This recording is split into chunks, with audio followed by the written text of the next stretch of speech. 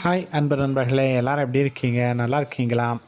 இன்னைக்கு நம்முடைய சேனலில் ஆசிரியர்களுக்கு பயன்படக்கூடிய ஒரு செய்தியை தான் நம்முடைய சேனல் வழியாக இன்னைக்கு பார்க்க இருக்கிறோம். என்ன ஆசிரியர்னா, புதிதாக ஆசிரியர் ஆக விரும்பக்கூடிய மாணவர்கள், எதிர்காலத்தில் நான் ஒரு சிறந்த ஆசிரியராக திகழ வேண்டும் அல்லது தற்போது ஆசிரியர்களாக படித்து கொண்டிருக்கிற மாணவர்களுக்கு பயன்பெறக்கூடிய ஒரு செய்தி என்னன்னா, இந்த பிஎட் படிப்பு 2 ஆண்டு பிஎட் படிப்புக்கு அனுமதி இல்லை அப்படிங்கிற முக்கிய அறிவிப்பு தான் இன்னைக்கு வெளியிட்டிருக்காங்க. அதாவது தமிழகத்தில் பள்ளி மற்றும் கல்லூரிகளில் வேலை செய்வதற்கு பிஎட் படிப்பு என்பது முக்கியமான ஒன்று. அதற்கு 2 ஆண்டுகள் பிஎட் படிப்பு மற்றும் ஏதாவது ஒரு பட்டப்படிப்பை பெற்றிருந்தால் போதுமாக இருந்து வந்தது. ஆனால் அதில் தற்போது அந்த பிஎட் படிப்பில் ஒரு முக்கியமான மாற்றம், அதாவது சமூக நீதி மற்றும் அதிகாரமளித்தல் அமைச்சகத்தின் கீழ் இயங்கி வரும்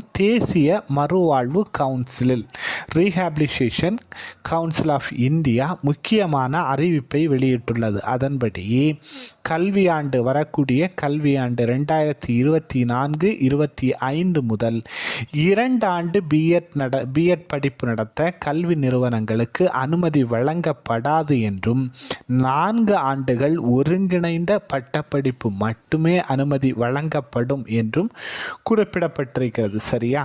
இனிமே நீங்கள் பிஎட் படிக்க போகிறீங்க அப்படின்னா உங்களுக்கு 2 ஆண்டுகளில் பிஎட் படிக்க முடியாது. அதற்கு பதிலாக ஒரு இளங்கலை பட்டப்படிப்பு மற்றும் பிஎட் படிப்பு இரண்டும் சேர்த்து 5 ஆண்டுகளுக்கு பதிலாக 4 ஆண்டுகளாக குறைக்கப்பட்டு 4 ஆண்டுகளுக்கான அந்த பட்டப்படிப்புடன் தான் பிஎட் கல்வி நிறுவனங்கள் இயங்கும், ஆசிரியர் பயிற்சி நிறுவனங்கள் இயங்கும் அப்படிங்கிற ஒரு அறிவிப்பு தான் மத்திய அரசால் சமீபத்தில் வெளியிடப்பட்டிருக்கிறது. ஸோ இதை நம்முடைய ஆசிரியர்களுக்கு, வருங்காலத்தில் ஆசிரியர்களாக இருக்க விரும்புபவர்களுக்கு நாம் நம்முடைய சேனல் வழியாக அப்டேட் பண்ணிக்கிறோம். சரியா?